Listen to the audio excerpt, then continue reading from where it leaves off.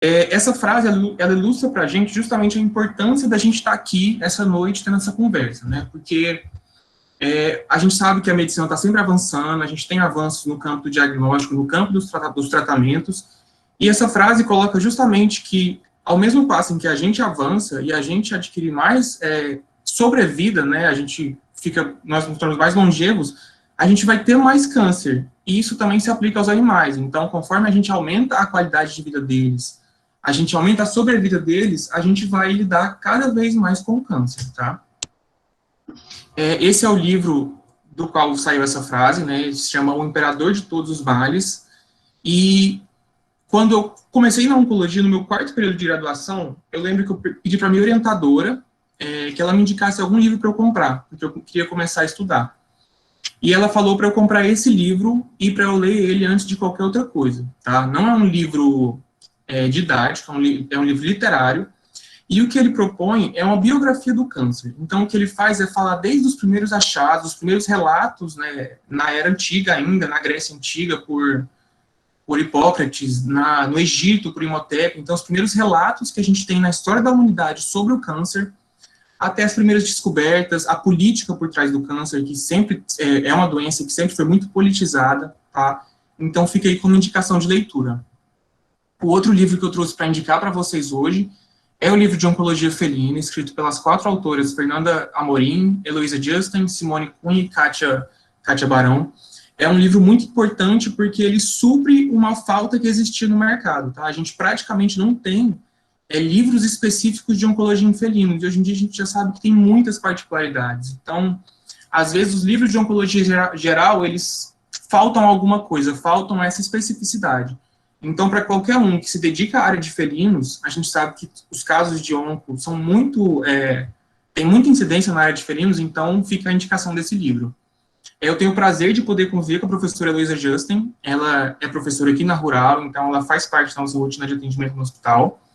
E eu conheço também a doutora Simone Cunha, que é proprietária de uma clínica de oncologia aqui no Rio de Janeiro. Ambas são pessoas excelentes, profissionais excelentes, e o livro é muito bom e eu acho que é essencial para quem tem afinidade com essa área. Então, para a gente começar a falar realmente das neoplasias pulmonares, a primeira coisa que a gente tem que fazer é desvincular as neoplasias pulmonares das palavras metástase e morte, tá? A gente sabe que a grande incidência de neoplasias pulmonares é, sim, de tumores metastáticos, tá? Mais até do que os tumores primários de pulmão, mas a gente tem que saber que não é só isso, tá? Não são só as metástases. Então, a gente tem que saber também que, exatamente isso, que às vezes o tumor ele vai ser primário de pulmão, tá? E desvincular da palavra morte, porque hoje em dia a gente ainda vê o diagnóstico de neoplasia pulmonar, quando a gente pega aquele raio-x tomado, a gente já pensa que isso é uma sentença de morte, e não é o caso, tá? A gente tem que saber diagnosticar, a gente tem que saber manejar esses casos e conseguir fazer a melhor abordagem possível. Então, como eu falei, a gente tem algumas formas de acometimento pulmonar, né? A gente tem as neoplasias metastáticas, o pulmão é sim o órgão-alvo de metástase de uma série de neoplasias, então representa uma parcela muito grande desses tumores. E a gente também tem os tumores primários de pulmão, eles podem ser primários de outros tecidos, né? O que isso quer dizer? A gente pode ter um linfoma primário de pulmão, a gente pode ter alguns sarcomas que são primários de pulmão, e a gente tem o que vai ser o tópico da aula de hoje, que são as neoplasias primárias do tecido pulmonar. Então, do que a gente está falando? Dos carcinomas, dos adenocarcinomas, tá? Então, daquelas neoplasias que têm origem no tecido epitelial do pulmão. Dentro dessas neoplasias, a gente vai ter a manifestação da síndrome dígito pulmonar, tá? Que a gente vai falar mais para frente. Começando, então, pela epidemiologia, né? Os tumores pulmonares, eles são raros nos animais domésticos, muito diferente da medicina humana, em que esses tumores têm uma incidência muito elevada, tá? Ele figura aí entre as 3 neoplasias mais presentes na medicina humana, dependendo da região que você avaliar. Enquanto que, por exemplo, nos felinos domésticos, a gente tem só cerca de 0,7%, né, 0,69% das neoplasias felinas são representadas por esses tumores, então realmente é uma incidência um pouco baixa. A gente tem um estudo em 1987, feito pelo Barr, em que ele encontrou 17 casos num espaço de 16 anos. E outro estudo em 97, feito pelo Ham, em que ele encontrou 86 casos em 15 anos. Só que ele avaliou 14 hospitais. Então, quando você dilui esses casos nos 14 hospitais, você vê que a incidência fica realmente um pouco baixa. Em relação à etiologia, são tumores que não têm a etiologia 100% esclarecida, mas essa informação você vai ver quando você estuda praticamente qualquer neoplasia, né? A gente tem noção de algumas causas, a gente já consegue conhecer a carcinogênese dos tumores, né, o processo de formação, mas a etiologia clara a gente não conhece de quase nenhuma neoplasia, tá? A realidade ainda é essa. No entanto, a gente tem diversos estudos, né? Um dos fatores predisponentes que tem sido muito estudado é a influência dos poluentes, né, da qualidade do ar, porque a gente sabe que existem agentes carcinogênicos que estão presentes nesse ar poluído, né, na fumaça das indústrias, na poluição de modo geral. Inclusive, essa influência, ela já é estudada em outras neoplasias. A gente tem estudos acerca dessa influência dos poluentes no desenvolvimento de tumores de seio nasal, tá, também do sistema respiratório, né, e no desenvolvimento de linfomas também, tá. E aqui, no caso dos gatos, a gente tem sempre que falar das retroviroses, né? Então, a gente não tem uma correlação com as retroviroses felinas, tá? Na etiologia. A gente não tem uma correlação direta, mas é sempre bom lembrar que os gatos positivos para FIV, né? Eles têm aquela imunodeficiência que vai favorecer o desenvolvimento de uma série de doenças, inclusive os cânceres, né? Praticamente qualquer tipo de câncer. O perfil desses animais. Então, vai variar de animais adultos a idosos. Então, de modo geral, animais de idades avançadas, né? A gente vê aí uma média de 12 anos de idade nesses animais, uma variação de 2 a 20 anos. Então, o relato que encontrou um caso mais jovem foi um animalzinho de 2 anos, realmente. Mas esses animais representam a exceção, né? A grande maioria, realmente, vão ser os animais de idades avançadas. A gente não tem uma predisposição sexual observada e também não tem uma predisposição racial observada. No entanto, avaliando uma série de estudos retrospectivos, de relatos de casos, existem algumas raças que elas aparecem mais, tá? Que são o persa, o Himalaia, o norueguês da floresta, siamês, Scottish Fold, o Maine Coon e o Ragdoll. Então, isso não é uma predisposição comprovada, mas empiricamente a gente tem observado maior frequência nessas raças, né? Que estão todas elas aqui: o Scottish Fold, o persa, o norueguês da floresta, o siamês, o Maine Coon, o Himalaia e o Ragdoll. A sintomatologia nesses casos, então, como que isso vai se manifestar? A gente vai ter os sinais respiratórios, que vão estar quase sempre associados aos sinais gerais e inespecíficos, tá?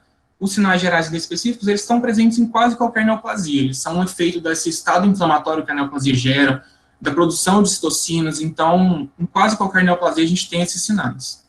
Existem casos assintomáticos, mas são raros, tá? Então, a maioria realmente tem manifestação. Os principais sinais, então, quando a gente fala em sinais respiratórios, vão ser a dispneia, taquipneia, a tosse, o ruído respiratório. E como sinais gerais, a gente sempre tem apatia, anorexia, fraqueza, perda de peso, pode acontecer vômito. Só que para as neoplasias pulmonares, nossa maior atenção realmente é na dispneia, tá? É o sinal que a gente encontra na maior parte dos casos. Aqui a gente tem um vídeo de um gatinho manifestando essa dispneia, né? Então a gente vê que é uma respiração mais abdominal, o tórax expande muito pouco, a gente nota realmente essa dificuldade respiratória nele, né? Esse animal não tinha uma neoplasia pulmonar, tá? Ele tinha um linfoma, não tinha uma neoplasia de origem de epitélio pulmonar, ele tinha um linfoma, mas eu trouxe para ilustrar para vocês realmente como que essa dispneia pode se manifestar. Esse animal estava no atendimento de emergência, tá? E essa imagem vermelha aqui embaixo não é sangue, tá, gente? É uma bolsa de aquecer, uma bolsa colorida, tá? A manifestação clínica geralmente vai acontecer, então, em nódulos únicos, tá? Óbvio que isso acontece inicialmente em nódulos únicos, né? Posteriormente, isso pode disseminar. Os lobos mais acometidos são os lobos que estão ali mais caudais, e geralmente a gente tem um acometimento unilateral, tá? O acometimento bilateral ele pode acontecer, mas ele é um pouco raro. Então, nessa imagem aqui, a gente tem esse nódulo ali mais para o final, bem delimitado mesmo, e a gente percebe que é um nódulo único, tá? As síndromes paraneoplásicas, elas estão associadas a quase todas as neoplasias, tá? A síndrome paraneoplásica é aquela síndrome que acontece pelo tumor, tá? Pelo tumor primário, mas não diretamente, não é um efeito direto dele, é um efeito indireto dele. O que isso quer dizer? Como eu falei, o câncer, de modo geral, ele vai induzir um estado inflamatório, ele vai tem a produção de citocinas inflamatórias, de de outras citocinas, então, e às vezes até de hormônios. E quando a gente tem a ação desses produtos no organismo, a gente acaba tendo alguns outros sinais de ordem mais inespecífica, que às vezes não tem tanta relação com o tumor primário.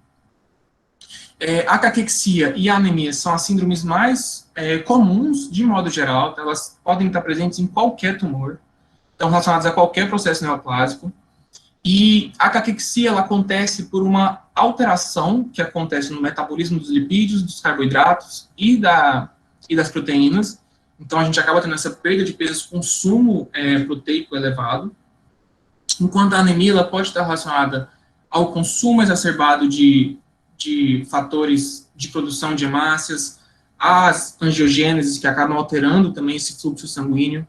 Então, tem algumas formas de manifestação. Mas a gente sempre tem que pensar em qualquer tipo neoplásico, que a gente pode ter caquexia e anemia, tá? São muito comuns. Para as neoplasias pulmonares, especificamente, a gente não tem nenhuma síndrome mais característica, tá? Como a gente tem em outras neoplasias. Mas a gente tem alguns relatos da presença da hipercalcemia paraneoplásica e também da leucocitose paraneoplásica, tá?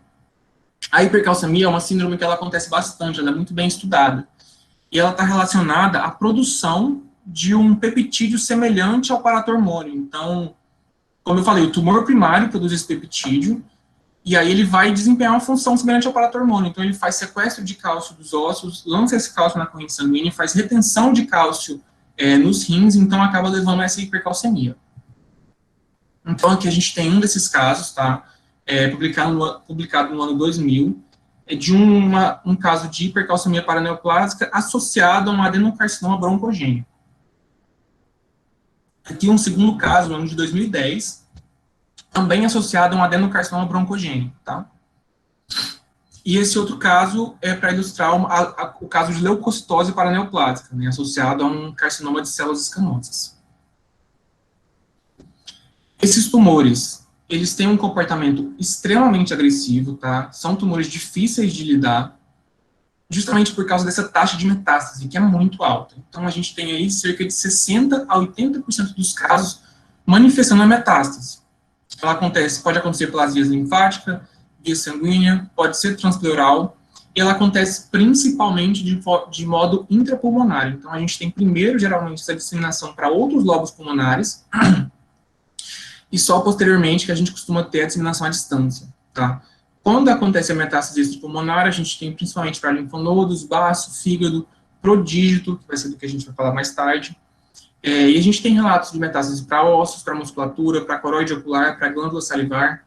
Só que isso aqui que eu trouxe são os relatos que a gente tem, tá? Só que quando a gente fala em metástase, ela pode ocorrer em praticamente qualquer tecido que esse tumor consiga se instalar. Então, assim, não há limite para onde você vai encontrar essa metástase.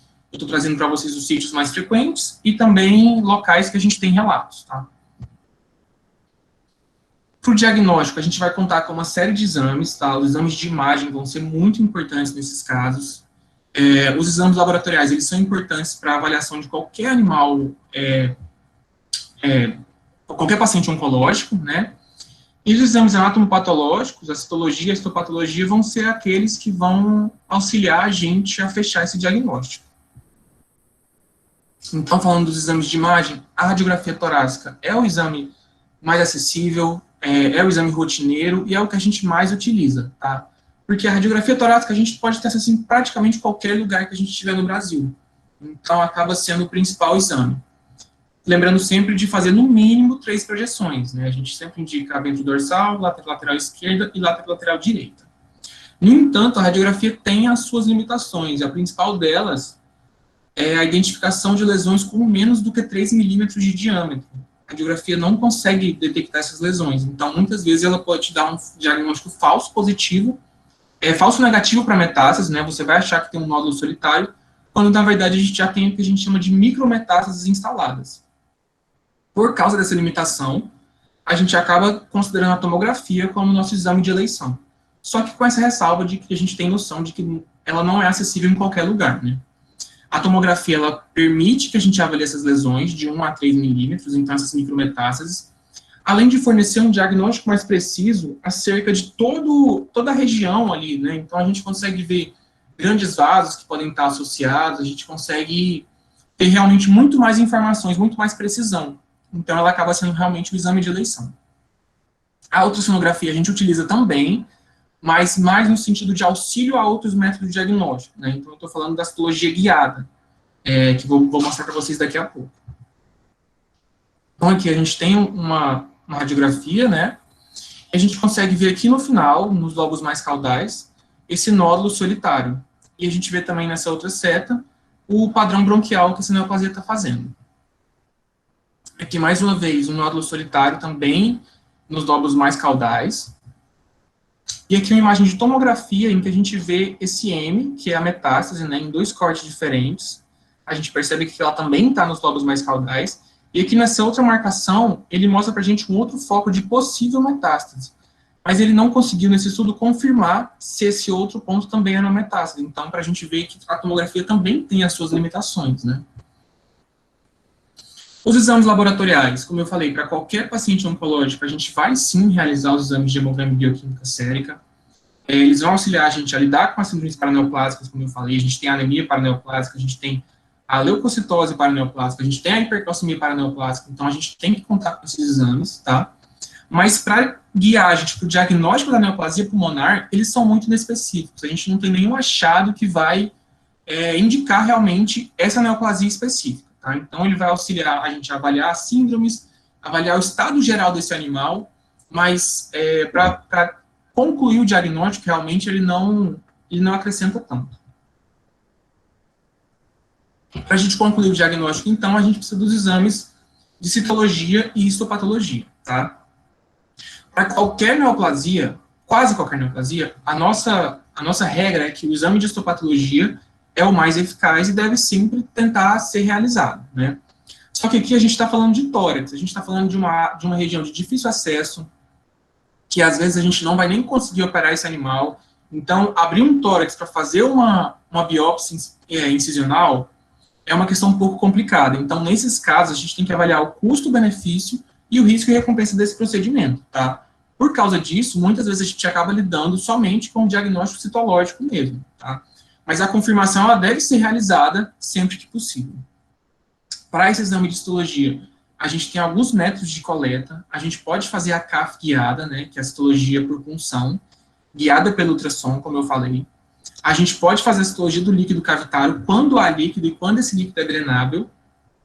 E a gente pode fazer o lavado broncoalveolar, em que a gente insere líquido, posteriormente aspira esse líquido novamente, e aí avalia, tá?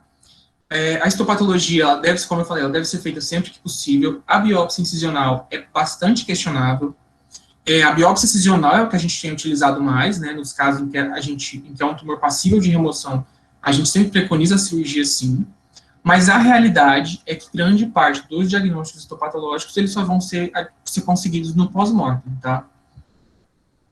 Esse aqui é um vídeo de uma histologia guiada.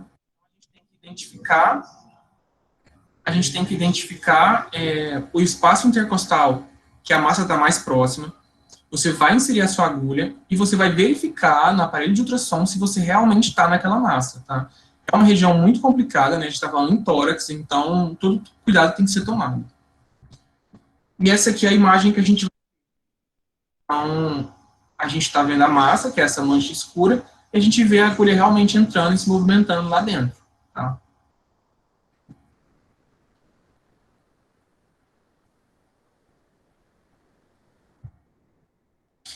A gente tem a classificação histopatológica dessas neoplasias, né, que a gente pode fazer depois de realizar o exame histopatológico, e a gente deve sempre tentar fazer essa classificação para ter mais informações acerca desse tumor. A gente não tem uma classificação só, isso ainda é um pouco controverso, autores diferentes sugerem classificações diferentes. Essa classificação que eu trouxe, ela foi extrapolada de uma classificação da OMS, ela segue tanto critérios morfológicos quanto critérios da célula de origem. Então, ela divide esses tumores em quatro subtipos: o adenocarcinoma, o carcinoma broncoalveolar, carcinoma de células escamosas e o carcinoma adenoescamoso ou carcinoma de diferenciação escamosa. Aqui, seguindo a ordem de incidência, aquele que tem mais incidência é o adenocarcinoma, seguido pelo broncoalveolar, o carcinoma de células escamosas e o carcinoma adenoescamoso sendo o menos frequente. A gente pode ter outros tumores de outros subtipos também se desenvolvendo primariamente no pulmão, como eu falei lá no começo. Então, a gente tem o sarcoma estiocítico, a gente tem o carcinoma anaplásico, a gente tem adenomas, né, que são tumores benignos, tem alguns tipos de sarcoma e tem o linfoma que podem se desenvolver primariamente no pulmão também. O estadiamento é uma ferramenta que a gente tem também para quase todas as neoplasias, tá? E a função do estadiamento é a gente tentar determinar qual a extensão dessa doença. A gente tem um sistema proposto também pela OMS, que é o sistema TNM.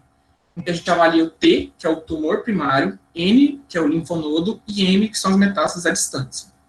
O sistema TNM, ele é específico para cada neoplasia. Então, para os tumores de mama, a gente tem um TNM, para os linfomas, a gente tem outro, para os tumores pulmonares felinos, a gente tem outro, para os tumores pulmonares caninos, a gente já tem outro, tá? Então, a gente tem sempre que consultar qual é o TNM para aquela neoplasia que a gente está abordando. Então, o estadiamento para os tumores pulmonares, né, dos felinos. A gente tem T1, que vai ser quando a gente tem um tumor pulmonar solitário, tá? T2 são múltiplos tumores em um único lobo, e T3 é quando a gente já tem tumor invadindo tecidos adjacentes. N0 é quando a gente não tem envolvimento de linfonodos, e N1 é quando a gente tem envolvimento de linfonodos. M0 é quando a gente tem metástase, quando a gente não tem metástase à distância, e M1 é quando a gente já tem a metástase à distância instalada. Então, a gente vai avaliar isso tudo, né? Por exemplo, naquelas imagens que eu mostrei para vocês, que a gente tinha, naquela imagem de radiografia, que a gente tinha somente um nódulo, seria um T1, até onde se sabe, a gente não tem envolvimento de linfonodos, então N0 e M0. E eles servem também como fator prognóstico. Quanto mais alto esse TNM, pior vai ser esse prognóstico. Então, quando a gente tem um T1, M0, M0, a gente tem um prognóstico um pouco melhor. Se a gente já tem um T3, N1, M1, o prognóstico já fica bem complicado, tá? O tratamento, então, a abordagem desses tumores, né? A cirurgia é preconizada sempre que possível, tá? A gente pode fazer a lobectomia parcial, que vai ser a remoção de parte de um lobo. A gente pode fazer a lobectomia completa, que é a remoção de um lobo por inteiro. E a gente pode fazer a pneumonectomia, que é a remoção de todos os lobos de um dos lados. Então, de um pulmão inteiro, né, seria.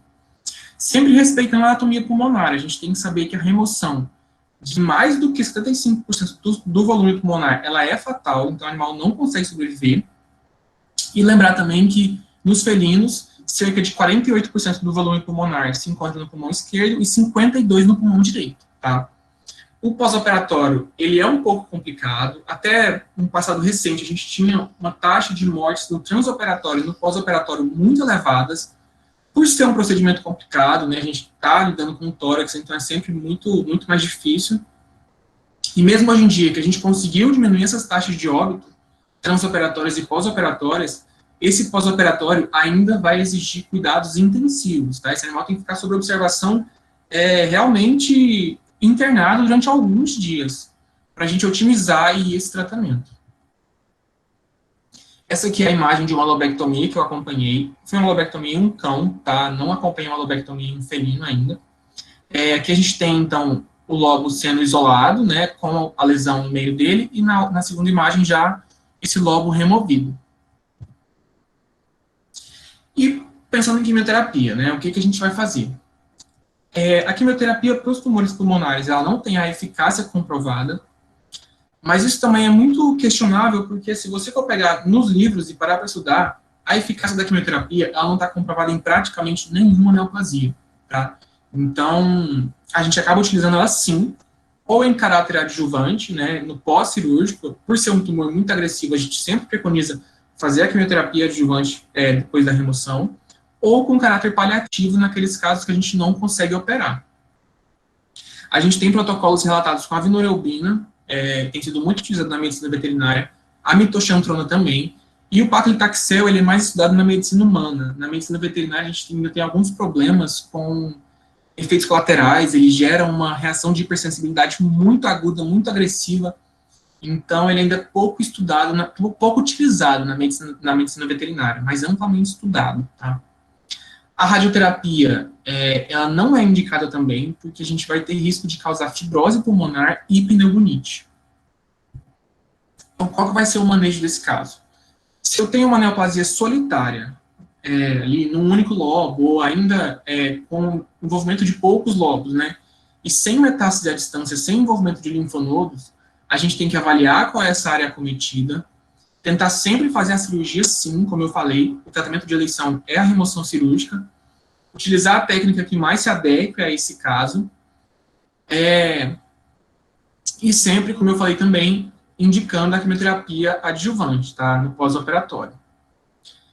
Nos casos em que a gente já tem a metástase estabelecida, em que a gente já tem comprovado que esse tumor já se disseminou à distância, a excisão do tumor primário, ela se torna um pouco controversa, porque você vai passar o animal por um procedimento que, como eu falei, é super complicado, tem um pós-operatório super difícil, sendo que você sabe que ele já tem neoplasia em outros lugares, então você não está buscando a cura. Então, acaba que a gente não indica, tá? Então, nesses casos, a gente faz um tratamento mais paliativo mesmo, que vai ser a quimioterapia, né, e o tratamento suporte. Analgesia, se for necessário. A gente utiliza, em alguns casos, a corticoterapia para melhorar o padrão respiratório, broncodilatadores, então todo esse suporte para melhorar o quadro respiratório desse animal. O prognóstico, de modo geral, ele varia de reservado a ruim, e as sobrevidas, elas não são muito altas, tá? A gente tem alguns fatores prognósticos que a gente conhece, como eu falei, o TNM, ele é muito importante, então, se a gente tem um tumor T1, N0, M0, um T3, M1, M1, a gente vai ter uma diferença muito grande na abordagem desses tumores, na sobrevida que a gente vai alcançar. A presença de efusão e os sinais respiratórios também é considerado um fator prognóstico, e o grau de diferenciação. Então, a gente tem um estudo aqui que ilustrou isso um pouco melhor, né? Esse estudo, ele avaliou principalmente em relação ao grau de diferenciação.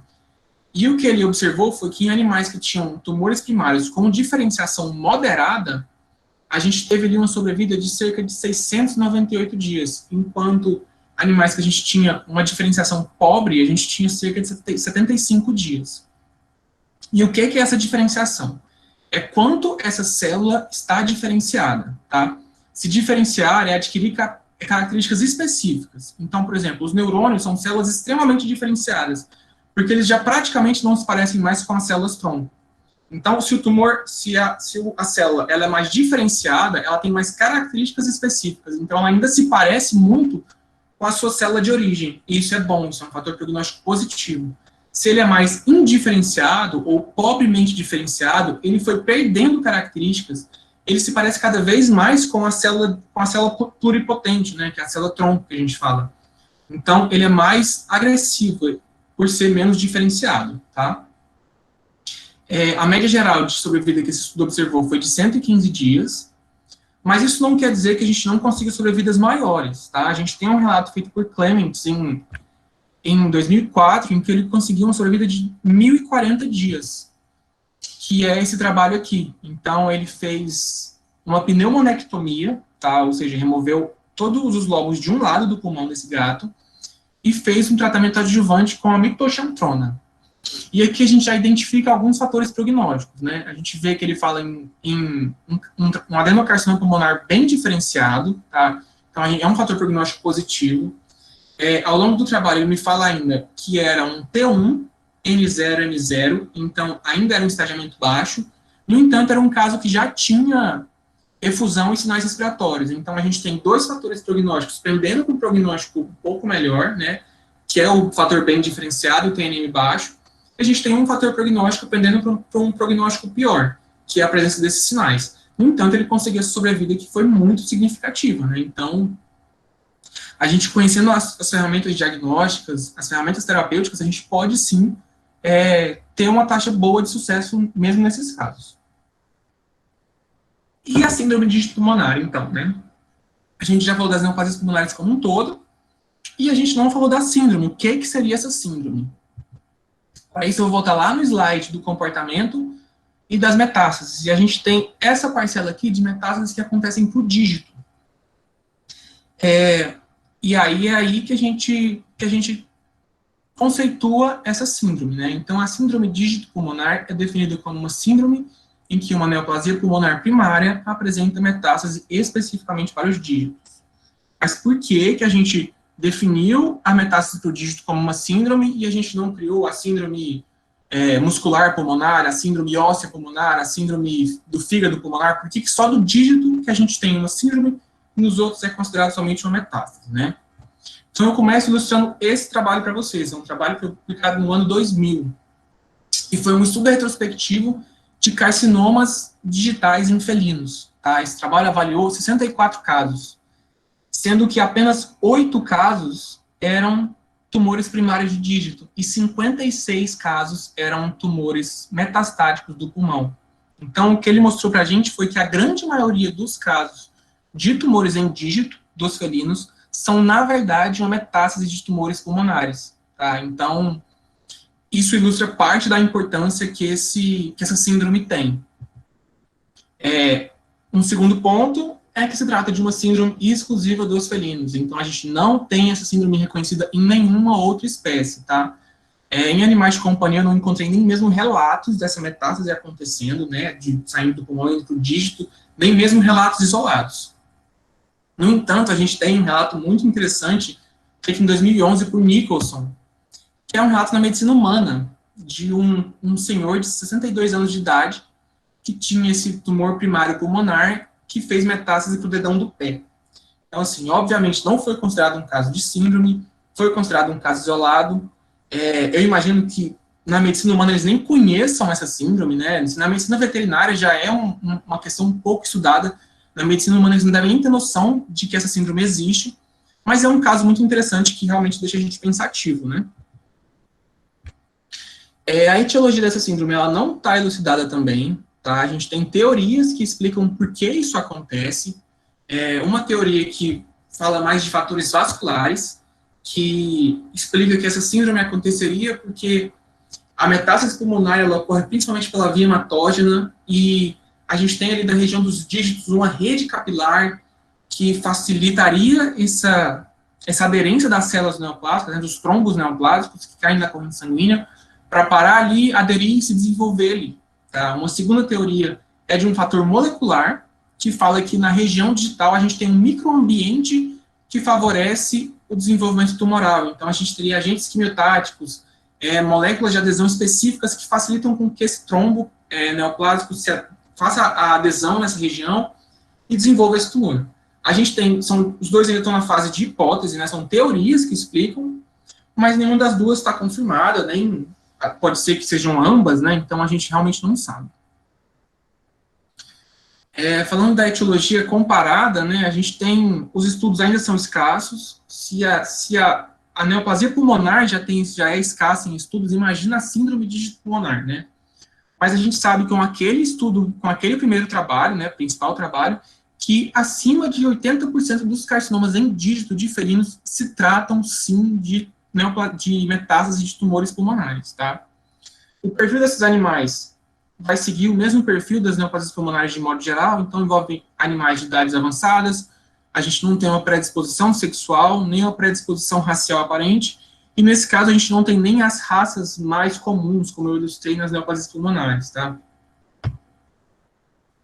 A manifestação clínica, e aqui vem outro ponto importante, tá?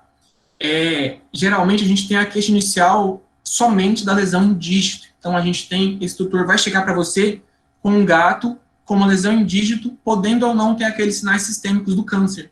Então você vai ter um gatinho com um dígito ulcerado, inflamado, e inapetência e prostração, e você não vai ter nenhum sinal respiratório. Os sinais respiratórios eles são incomuns no atendimento inicial. E aqui está mais um ponto importante dessa síndrome. Então, sempre que você atender um gato que tem uma lesão em dígito, você tem que correr e fazer radiografia de tórax, tá?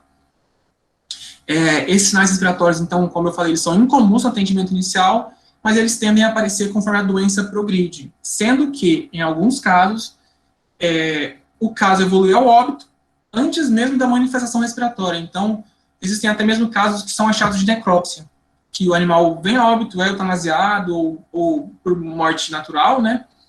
E somente em avaliação de necrópsia que a gente consegue descobrir que tinha essa síndrome e que foi isso que causou tudo. Então, isso ilustra a importância dessa síndrome e da gente se atentar a esses casos de lesão em dígito dos gatos. Esse estudo aqui também, ele fez uma avaliação retrospectiva de 36 casos, que na verdade viraram 19, conforme ele conseguiu as fichas para avaliar, né, o estudo retrospectivo, e o que ele fala é justamente isso: nenhum dos casos manifestava sinais respiratórios, apesar da presença do tumor do carcinoma pulmonar. Isso no atendimento inicial, né? Então, isso realmente mostra para a gente que essa manifestação ela é um pouco complicada, ela é um pouco traiçoeira da gente identificar o que está acontecendo. Esses sinais locais que vão acontecer geralmente, então, vão ser o inchaço, a ulceração, pode ter secreção purulenta, perda da unha e dor, muita dor, tá? Geralmente os gatinhos reclamam bastante, costumam ser bastante dolorosos. O acometimento é principalmente em membros torácicos, nos dígitos primários de sustentação, então aqueles em que o animal bota o peso nele na passada, né? E raramente a gente vai ter isso em múltiplos membros, né? Então a gente geralmente tem somente para um único membro mesmo. Aqui tem algumas imagens, então a gente vê primeiro esse dígito bastante inflamado, bastante aumentado de tamanho, né? Já com ulceração, essa unha já parece prestes a cair. Nesse segundo caso também uma lesão bem ulcerada, tá? E aqui a gente já tem uma com a secreção purulenta, também bastante infeccionado, bastante inflamado, bem inchado também. Então a gente vê que são lesões que elas claramente são lesões dolorosas, tá?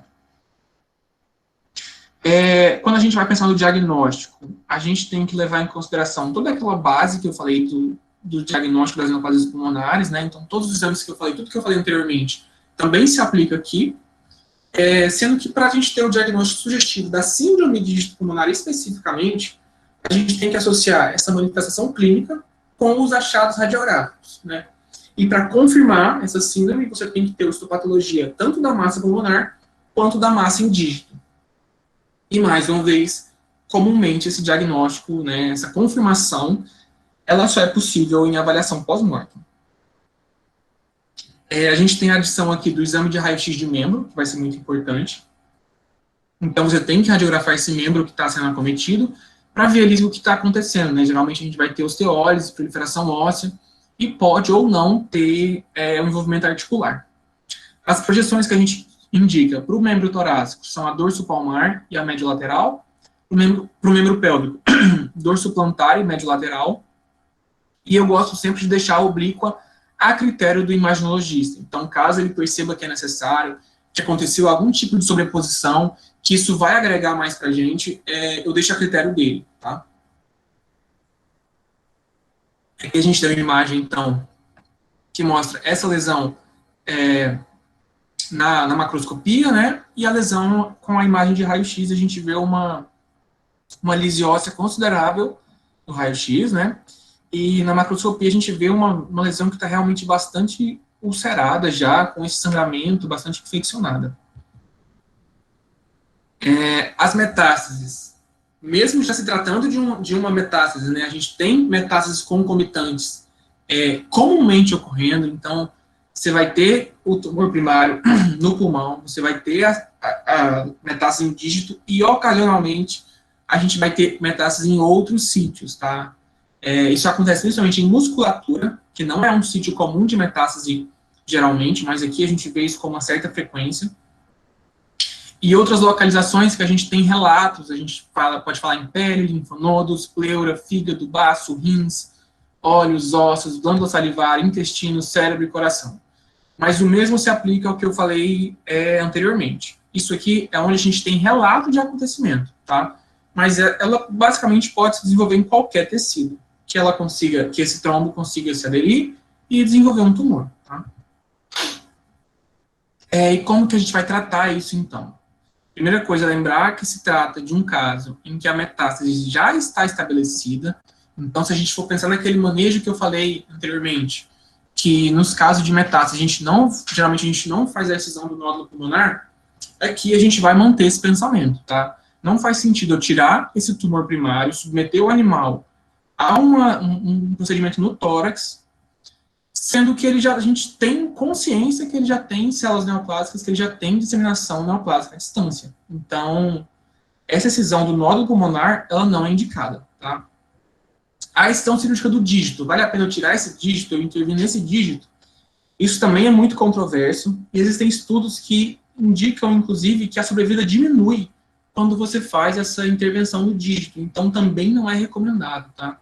Em muitos casos, a gente acaba fazendo para diagnóstico, né, com o intuito de diagnóstico, fazendo uma biópsia incisional, é bastante comum. Como eu falei, em muitos casos, o veterinário acaba nem suspeitando que exista a neoplasia pulmonar e da síndrome de dígito pulmonar e não tem esse conhecimento, então ele acaba fazendo, sim, essa intervenção no dígito com fins diagnósticos, mas ela não é recomendada, tá? Então, a gente acaba ficando com o quê? Novamente, com a quimioterapia, que apesar de não ter a eficácia comprovada, a gente não tem nenhuma contraindicação. Então, manter os mesmos protocolos que eu falei anteriormente, geralmente a vinorelbina e a mitoxantrona, tá? E o tratamento suporte, novamente, se torna muito importante, né? Que vai ser o suporte respiratório, melhorar o quadro respiratório desse animal, analgesia, anti-inflamatório em casos que aquela lesão se apresenta muito inflamada, antibiótico terapia nos casos que a gente já tem infecção secundária.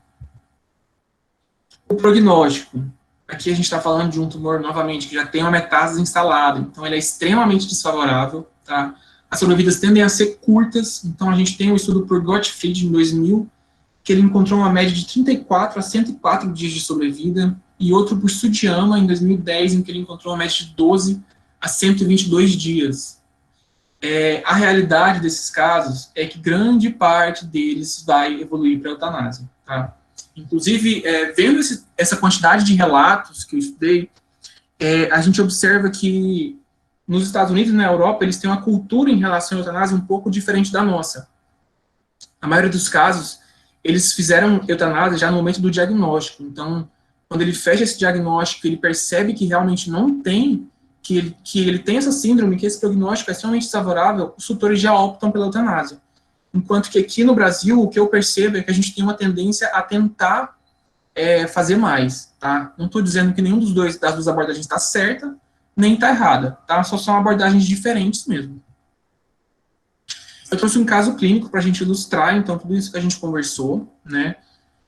Então, esse caso foi um caso atendido aqui no Hospital da Rural, era um felino sem raça definida, fêmea de 12 anos de idade, e que chegou com essa queixa de aumento de volume indígito do membro torácico direito e histórico de perda de peso recente, sem outros sinais associados. Então, o que eu quero dizer com isso aqui? Que ele não tinha sinal respiratório nesse momento desse atendimento inicial. Então, essa aqui é a tigresa, e essa aqui é a lesãozinha no dígito da tigresa. Em anamnese, a gente observou que essa lesão vinha com evolução de 1 mês, não tinha nenhuma alteração comportamental associada, além da perda de peso, né, que já vinha há um tempo. E esse animal tinha passado já por uma biópsia prévia, num atendimento veterinário externo, e ele veio, então, com esse histopatológico já da lesão em dígito, com um laudo de adenocarcinoma com diferenciação escamosa.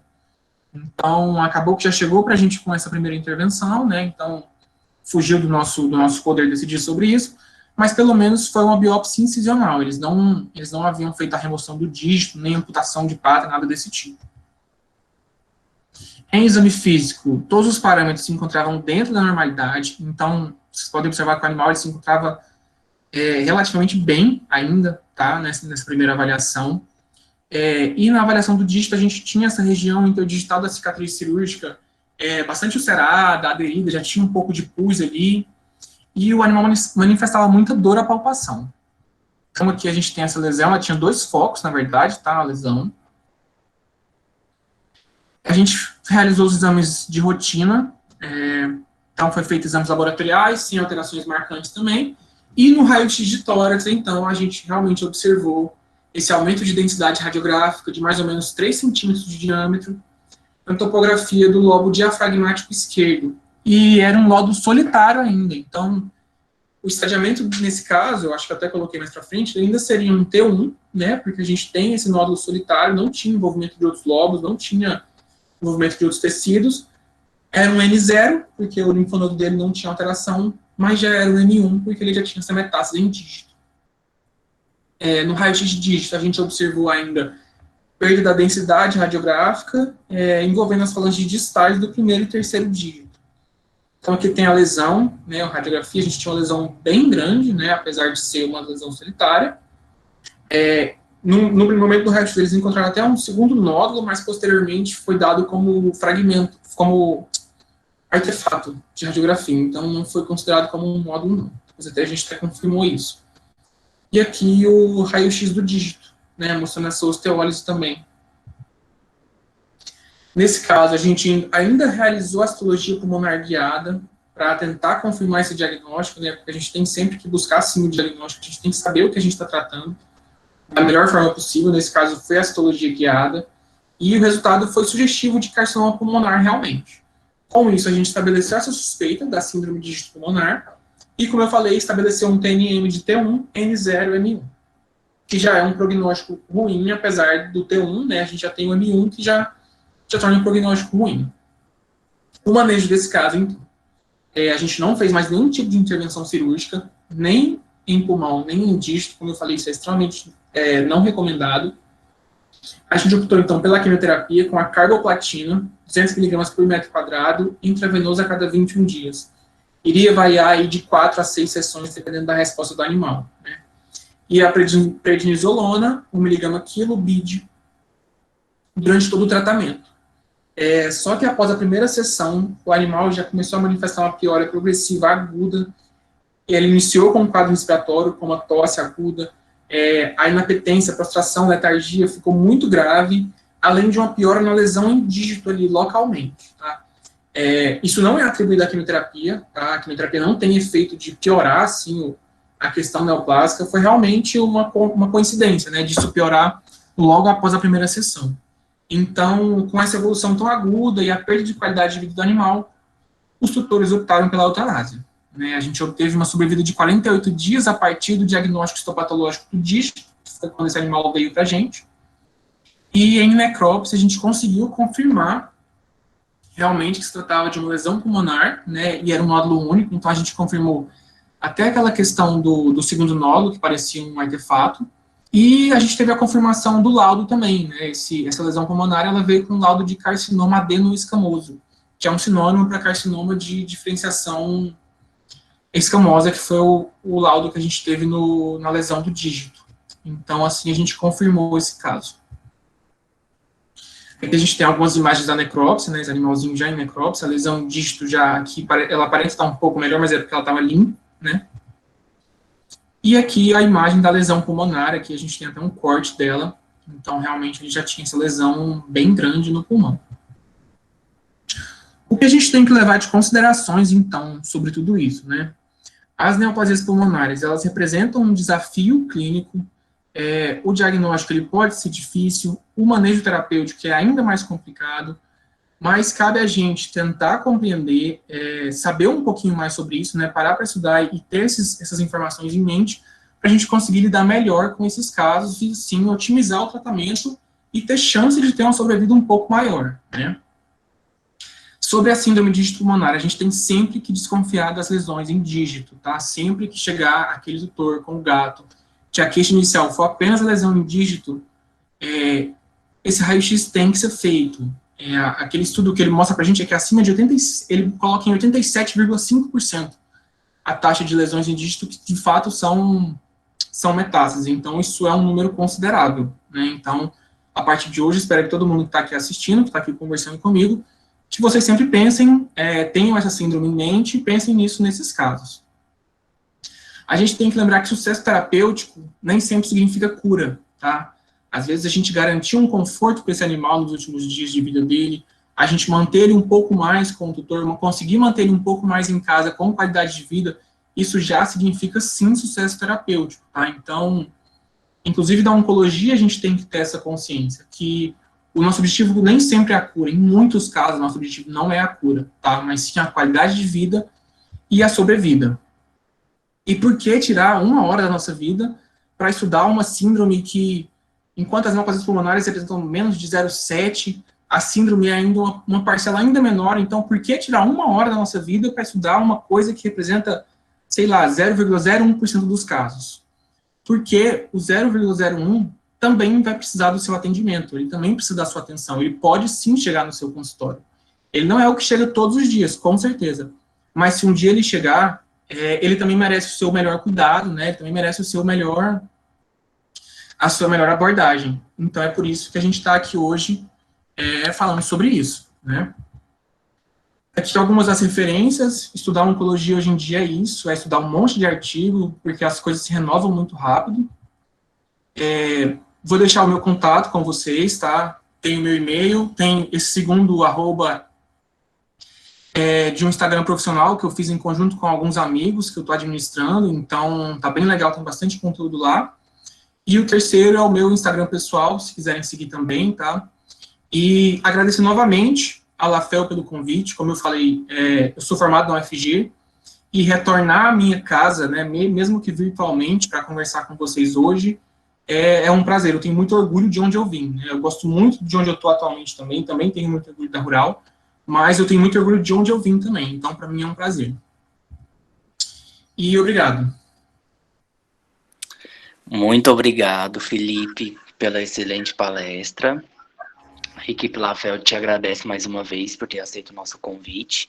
E agora vamos passar para as perguntas, ok? Anotamos aqui algumas perguntas ao decorrer da palestra e vamos fazer para você, tá bom?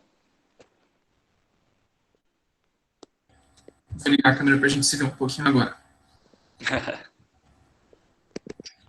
Bom, equipe, tem gente ainda perguntando, por favor, anota para mim, tá? Porque eu já vou começar a fazer as perguntas.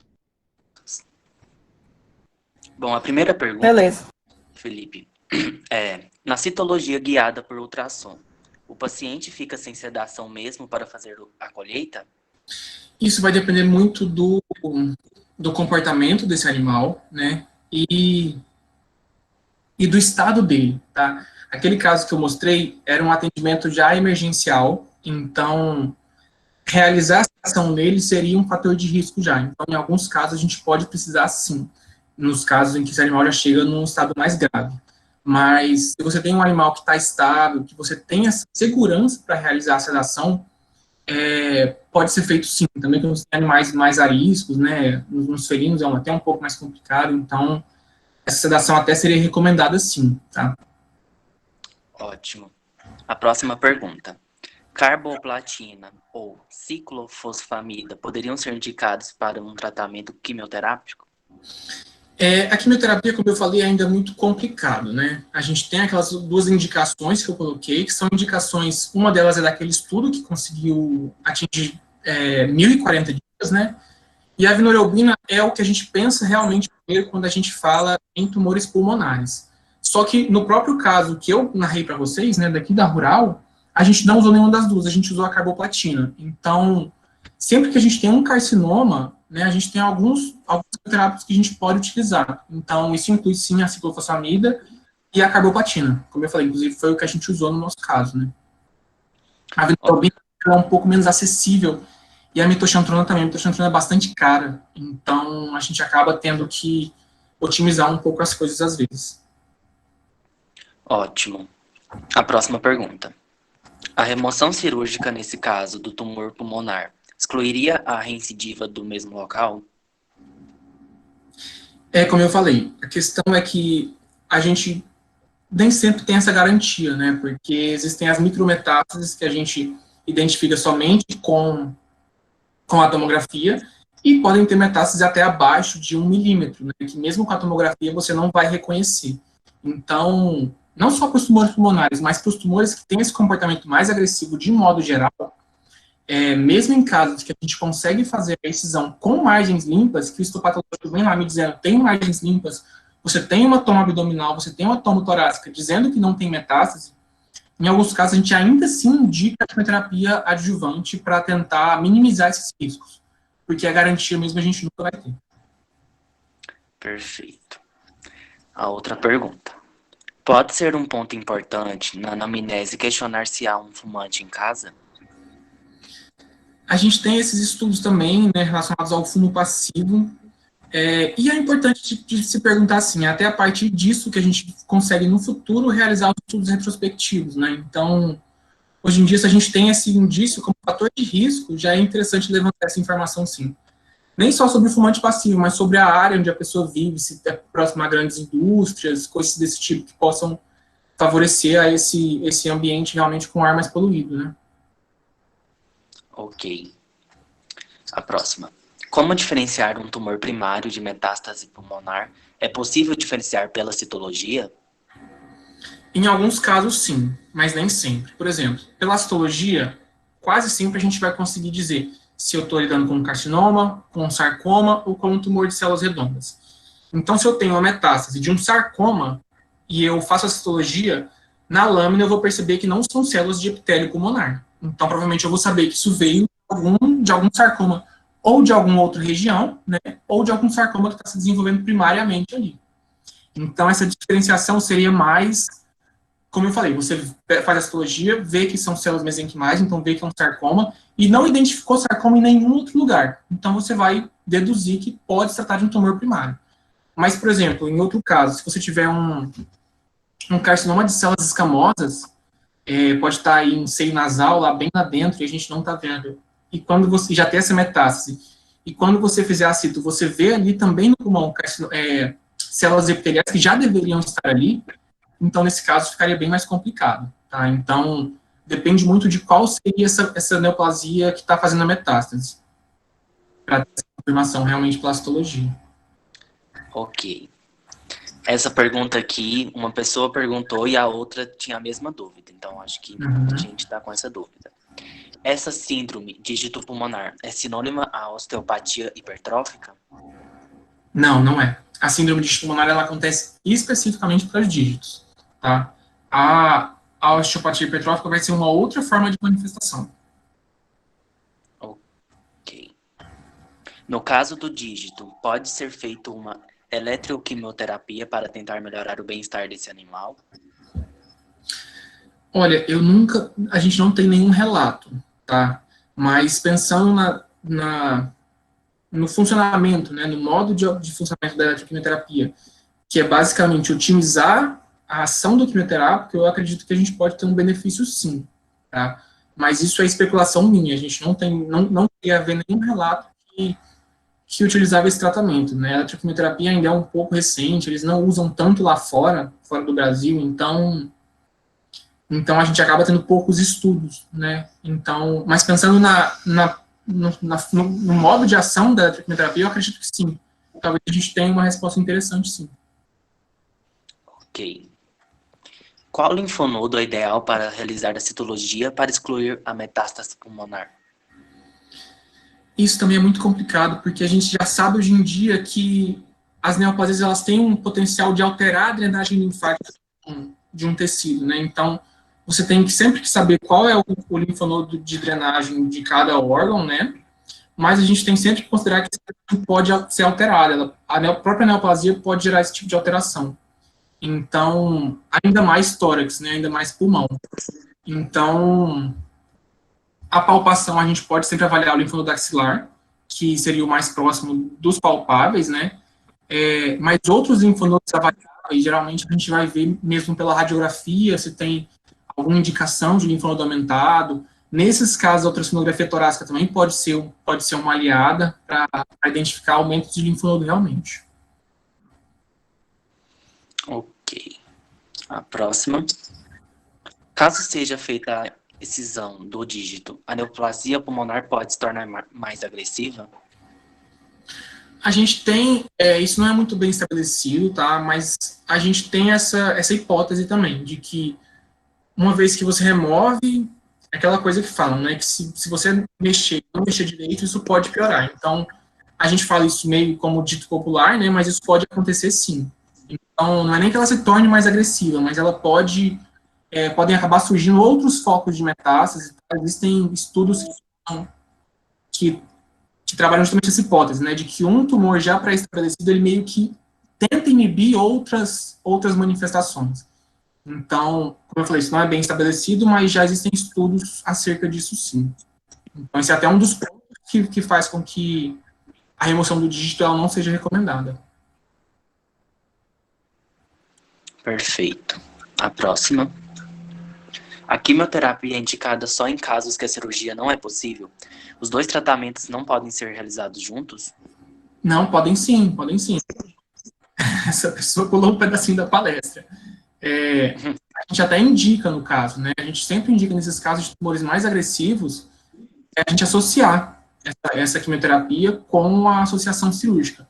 Então, a gente faz a quimioterapia quando a gente remove e quando a gente não remove. A quimioterapia meio que ela sempre vai estar indicada, né? Seja com fins adjuvantes, para auxiliar no tratamento cirúrgico, seja com fins paliativos.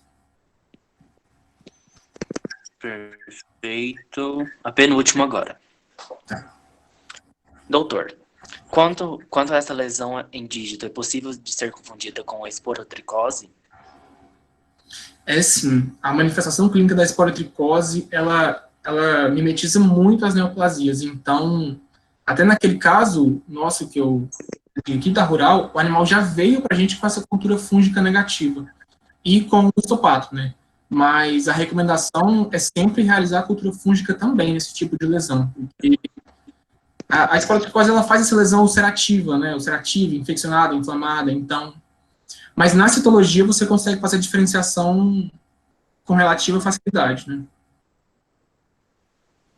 Ok. Agora, para fechar nossas perguntas, essa é grandinha.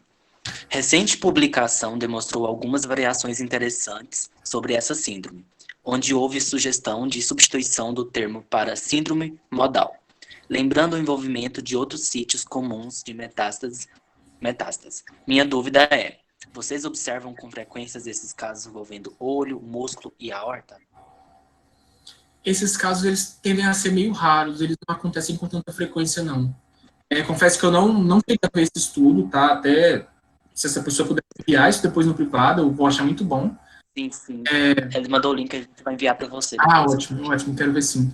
Mas essa incidência desses outros locais, ela é um pouco mais baixa. A incidência em dígito, ela é realmente mais alta. Então, até por isso que foi a primeira a ser notada, né? Caso realmente a gente faça essa troca de nome, reconheça outros locais, eu acredito que a do dígito ainda é mais importante mesmo. Então, é isso. Mais uma vez, Felipe, muito obrigado. Nossa equipe agradece. Eu que agradeço, pessoal. Foi muito bom. Muito obrigado a todo mundo que ouviu, que ficou até aqui essa hora. Já de noite, né? Então é sempre mais complicado. Mas muito obrigado e muito obrigado pelo convite. Por nada. Até mais. Boa noite. Tchau, gente. Boa noite. Pessoal, não esqueçam de entrar no link de presença, tá? E preencher o formulário. Sem ter preenchido, não vai receber o certificado. E não se inscrevam de inscrever no nosso canal do YouTube, onde vamos estar disponibilizando essa palestra. E tem outra palestra lá da semana passada. Um abraço a todos, boa noite e se cuidem. Semana que vem temos nossa última palestra, tá? Desse semestre. Fiquem de olho no nosso Instagram, LaFeUFG. Boa noite a todos, abraço.